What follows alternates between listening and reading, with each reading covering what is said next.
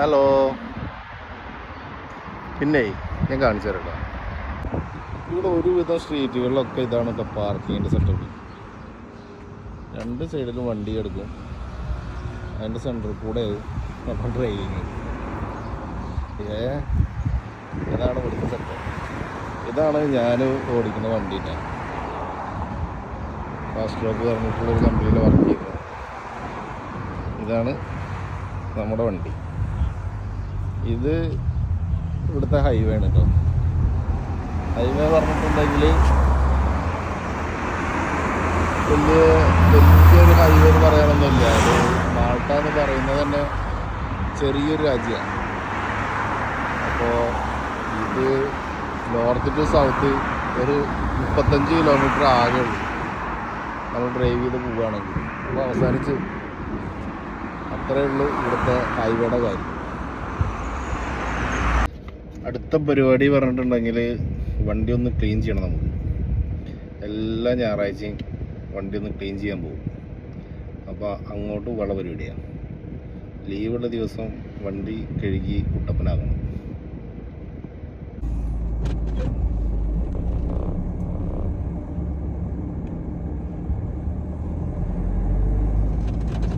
അതാണ് ഇവിടുത്തെ അവസ്ഥ. ഇങ്ങനെ ഉണ്ടാവുക. ഈ സ്ട്രീറ്റുകളുടെ റോഡുകളൊക്കെ ഇതെങ്ങനെ ഉണ്ടാവുക എന്നാൽ ഈ ഹൈവേന്ന് കയറുന്നു ഒരു വെക്കുക കോയിനിടാനുള്ള സ്ഥലമുണ്ടായി കോയിനിടുക. അത് നമുക്ക് ഏതാണ് വേണ്ടത് വെച്ചാൽ അത് കാണിക്കുക. നമുക്ക് എന്താ വെച്ചാൽ ഏതാ പവർ ഫോമാണ് വേണ്ടത് വെച്ചാൽ അത് വെക്കുക. എന്നിട്ട് നമ്പർ എടുക്കുക. അതിൻ്റെ ഉള്ളിൽ കൂടെ ഇത് വരും മറ്റേ ഫോം ഇതേമാതിരി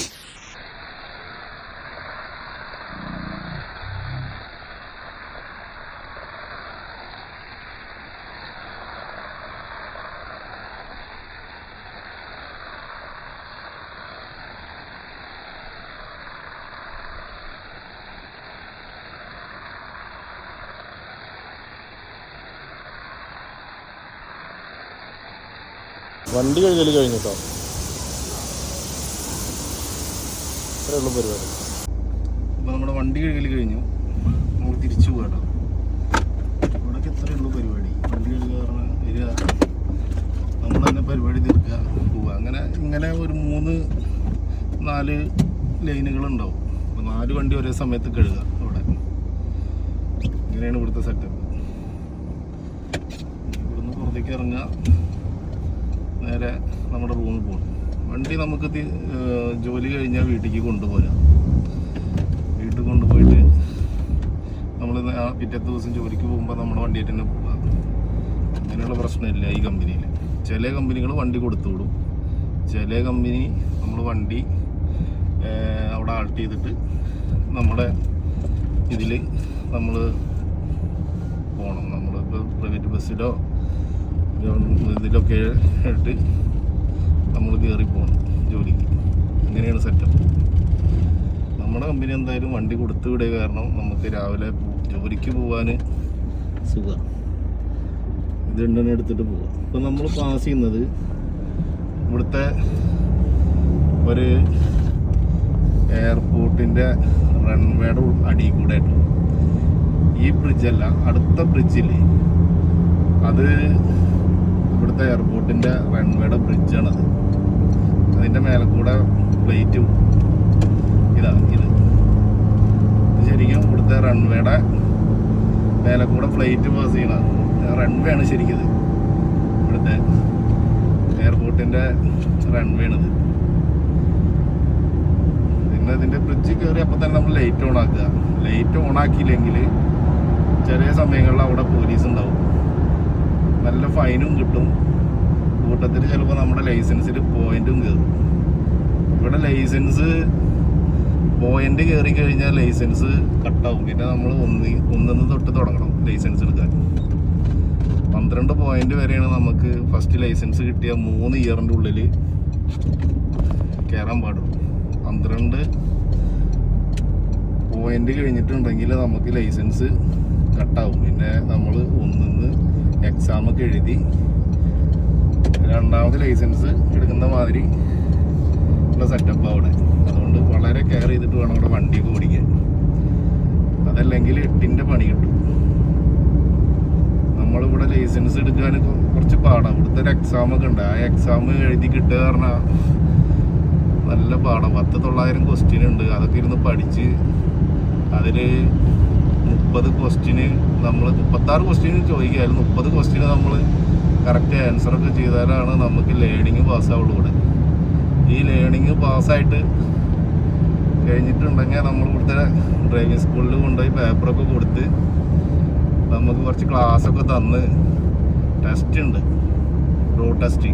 ഈ റോഡ് ടെസ്റ്റ് എന്ന് പറഞ്ഞിട്ടുണ്ടെങ്കിൽ അത് 10-45 മിനിറ്റ് വണ്ടി ഓടിപ്പിക്കും.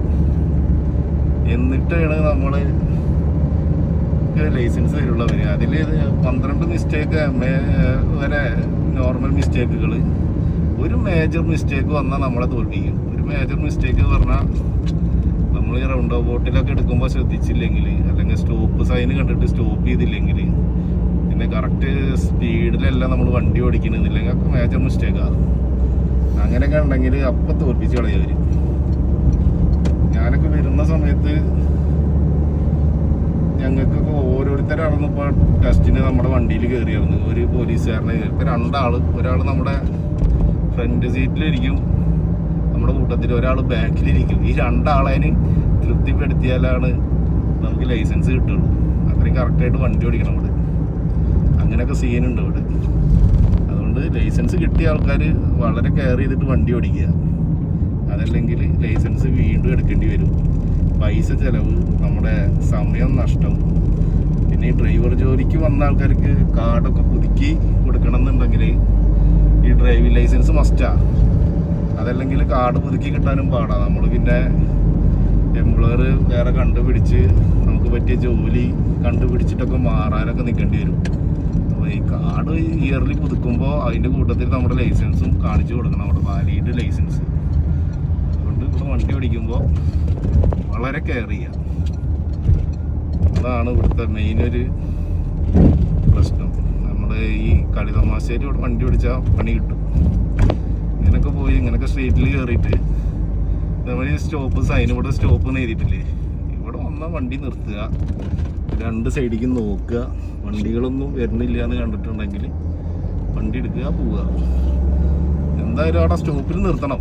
സ്റ്റോപ്പിൽ നിർത്തിയിട്ട് നമ്മൾ 2 സൈഡിൽ നിന്നും വണ്ടികൾ വരുന്നുണ്ടോയെന്നൊക്കെ നോക്കിയിട്ട് വേണം വണ്ടി എടുക്കാൻ. അതൊക്കെ ഡ്രൈവിംഗ് ടെസ്റ്റിൽ കറക്റ്റായിട്ട് അവർ നോക്കുക. സ്റ്റോപ്പ് നമ്മൾ ജസ്റ്റ് ഒന്ന് സ്റ്റോപ്പൊന്നും ചെയ്യാണ്ടേ 2 സൈഡിലേക്ക് ടപ്പ് വെച്ച് നോക്കി എടുത്ത് പോയാൽ അത് മേജർ മിസ്റ്റേക്കാണ്. അതുകൊണ്ട് അതൊക്കെ കെയർ ചെയ്യുക. ഇനിയിപ്പോൾ ഇവിടെ പുതിയ വരുന്ന ആൾക്കാരൊക്കെ വളരെ ശ്രദ്ധിക്കുക. അത്ര തന്നെ. പിന്നെ ഇതിപ്പോൾ നമ്മൾ പാർക്കിങ്ങിന് കണ്ടുപിടിക്കാൻ വേണ്ടിയിട്ട് പോകുക കേട്ടോ, വണ്ടി ഇടാൻ വേണ്ടിയിട്ട്. അപ്പോൾ പാർക്കിങ് കിട്ടാൻ കുറച്ച് പാടാണ്. കാരണം ചെറിയ രാജ്യമല്ലേ, 5 ലക്ഷത്തി സംതിങ് ആൾക്കാരേ ഉള്ളത്. അത് 4 ലക്ഷത്തിൻ്റെ മേലെ വണ്ടികളുണ്ട് ഈ രാജ്യത്ത്. അപ്പോൾ പാർക്കിങ് ഭയങ്കര പ്രശ്നമാണ്. എല്ലായിടത്തും ഫുള്ളാവും. ഇവിടെ കുഞ്ഞ് പാർക്കാണ് ഈ സൈഡിൽ, ലെഫ്റ്റ് സൈഡിൽ കാണുന്നത്. അതിൻ്റെ സൈഡിൽ വന്നാൽ ചിലപ്പോൾ ചില സമയങ്ങളിൽ പാർക്കിങ് കിട്ടും. അതല്ലെങ്കിൽ നമ്മളിങ്ങനെ കറങ്ങണം എവിടെ പാർക്കിംഗ് ഉള്ളത് നോക്കിയിട്ട്. അതാണ് ഇവിടുത്തെ ഒരു മെയിൻ പ്രശ്നം. കുഞ്ഞ് രാജ്യമായതുകൊണ്ട് അതിനുള്ള ഇത്രയും വണ്ടികൾക്ക് നിൽക്കാനുള്ളൊരു കപ്പാസിറ്റി ഇല്ല ഇവിടെ. ഇവിടെ ഇല്ല, പാർക്കിംഗ് ഇല്ല. അപ്പോൾ നമ്മളെന്താ ചെയ്യുക, ഫുള്ളാണ് ഇവിടെ. അതുകൊണ്ട് നമ്മൾ വീണ്ടും കറങ്ങണം, കറങ്ങി കണ്ടുപിടിക്കണം പാർക്കിംഗ് എവിടെ ഉള്ളത്. അതാണ് ഇവിടുത്തെ ഒരു മെയിൻ പ്രശ്നം. പാർക്കിംഗ് കിട്ടാൻ നല്ല പാടാണ്. ഇതൊക്കെ ഈ മഞ്ഞ ലൈനൊക്കെ സൈഡിൽ കാണുന്നതൊക്കെ അതൊക്കെ ഇവിടുത്തെ ഗാരേജിക്ക് വണ്ടി കയറാം. അവിടെ ഒന്നും പാർക്ക് ചെയ്യാനും പറ്റില്ലേ. അതുകൊണ്ട് ഇതൊക്കെ ഗാരേജാണോ പാർക്കിംഗ് എന്ന് ഒട്ടിച്ച് ബോർഡ് കണ്ടില്ലേ, അവിടെ ഒന്നും വണ്ടി പാർക്ക് ചെയ്യാൻ പറ്റില്ല. അങ്ങനെ കറങ്ങുക, അത് സ്ഥിരമുള്ള പരിപാടിയാണ്. പണി കഴിഞ്ഞ് വന്ന് പാർക്കിംഗ് കണ്ടുപിടിക്കുക പറഞ്ഞൊരു ടാസ്ക്കാണ്. അത് ഇവിടുത്തെ വലിയൊരു ടാസ്ക് തന്നെയാണത്. ഇങ്ങനെ കറങ്ങുക, എവിടെയെങ്കിലും കിട്ടിയ കുത്തി കയറ്റുക, പോവുക. അങ്ങനെയാണ് ഇവിടെ സ്ഥിരം നടക്കാറ്.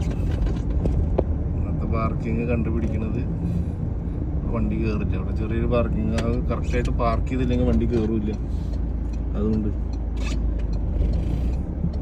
ഗ്യാപ്പിലൊക്കെ കുത്തി കയറ്റണേ, അത് പ്രശ്നം. അങ്ങനെയൊക്കെയാണ് ഇവിടുത്തെ വിശേഷങ്ങൾ. വണ്ടിയായിട്ട് ഇവിടെ നടക്കുമ്പോൾ വണ്ടി പാർക്കിംഗ് ഇവിടെ മെയിൻ ഒരു പ്രശ്നം തന്നെയാണ്. നിങ്ങൾക്ക് കാണാനുണ്ടാവും എല്ലാ പാർക്കിങ്ങും ഇല്ല.